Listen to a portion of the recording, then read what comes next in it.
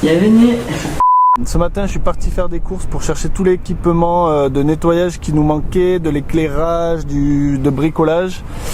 Et je suis arrivé en fin de matinée, j'ai laissé ça à toute l'équipe, heureusement qu'ils étaient là pour assurer.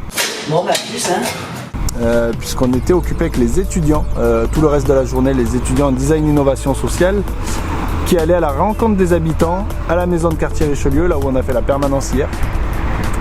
Ça s'est très bien passé, c'est bien éprouvant aussi humainement, puisqu'on va à la rencontre de personnes qu'on ne connaît pas et il faut arriver à les convaincre, faire connaissance en même temps en un laps de temps très court. Et c'était très chouette. Alors en fait on est en design, innovation et société, c'est le nom de notre master. On a fait appel à nous parce que dans notre master on utilise souvent des techniques pour travailler avec les habitants. Donc on fait des ateliers comme on a pu faire cet après-midi. Et donc hier on a été interroger les gens du quartier pour essayer de savoir un peu ce qu'ils pensaient de Richelieu et de choses qui peuvent se passer déjà ou qu'ils aimeraient faire. Alors là par exemple j'ai travaillé sur qu'est-ce qui donnerait envie aux habitants de Nîmes qui ne sont pas forcément de ce quartier de venir dans le quartier.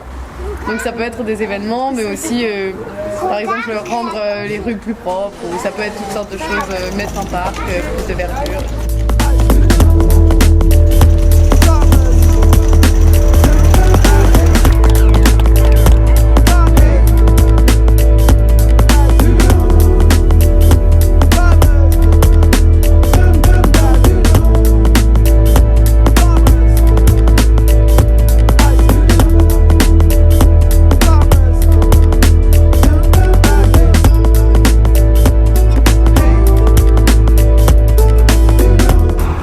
Entre temps, on a vite fait été voir l'autre groupe qui était à l'Entraide Gardoise, qui est une maison de retraite. L'atelier se faisait dans une ancienne chapelle et ça a très bien fonctionné puisqu'il y avait déjà les habitants de cette maison de retraite qui s'étaient mobilisés. Que ce soit pas juste sauvage et mis dans la rue comme ça et en partant du principe que... Et cette interaction intergénérationnelle entre les personnes âgées de la maison de retraite et les jeunes étudiants, c'était super. Ça a très bien fonctionné, de très beaux échanges, je pense que tout le monde était très content. Je voudrais qu'on forme un vrai binôme, on se concerte beaucoup, on s'appelle, on échange les informations assez souvent, on essaye de mener des projets ensemble et de travailler ensemble sur les deux quartiers. Merci beaucoup et dans une demi-heure il y a notre atelier, donc on vous propose si vous voulez continuer votre débat et ne plus être langue de bois comme vous avez dit, ou pouvoir dire tout ce que vous voulez sur d'autres sujets et sur ces sujets-là, ben, vous avez une demi-heure de pause et voilà.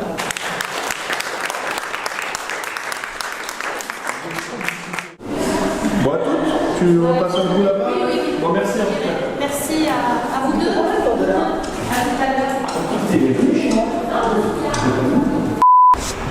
Et quand on est revenu à la maison de quartier, du coup les étudiants avaient modifié la façon de présenter la façon de présenter leur atelier, leur concertation avec les habitants, et ça a beaucoup mieux fonctionné. Et moi je suis investie en tant qu'habitante du quartier, aussi bien à titre personnel, c'est-à-dire parce que j'y vis, mais également parce qu'on a misé avec mes compagnons sur le quartier en termes d'investissement immobilier. On se dit qu'à 5 minutes du centre-ville, ce quartier-là ne peut pas rester en désuétude. Et donc on a fait ce pari-là avec 17 logements aujourd'hui sur le quartier. L'idée m'est venue de proposer un partenariat Master 10 et la mairie pour pouvoir essayer d'avancer sur le quartier de manière intelligente, non pas en ayant des propositions auprès de la mairie immédiate, mais plutôt en travaillant avec les habitants du quartier et qu'eux puissent s'exprimer et dire en fait ce qui les intéresse comme amélioration sur le quartier, donc qui réinvestissent en fait le quartier. Voilà.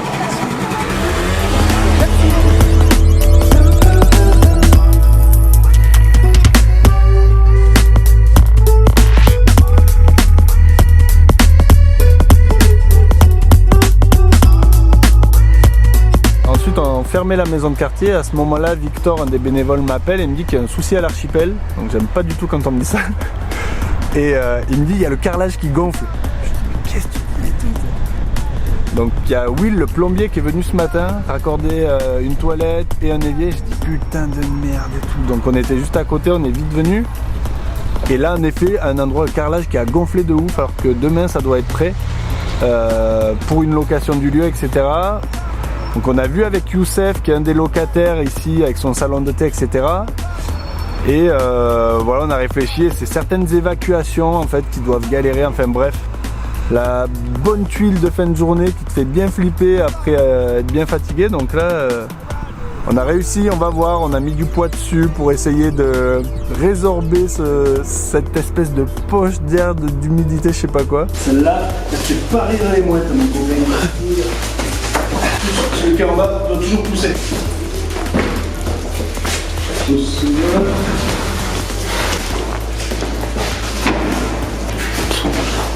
C'était juste pour le ski, ça. Ouais. On dirait qu'elles sont là, les chiottes même. On va aller derrière, c'est le chien derrière. La suite demain matin, on verra si ça... Ah.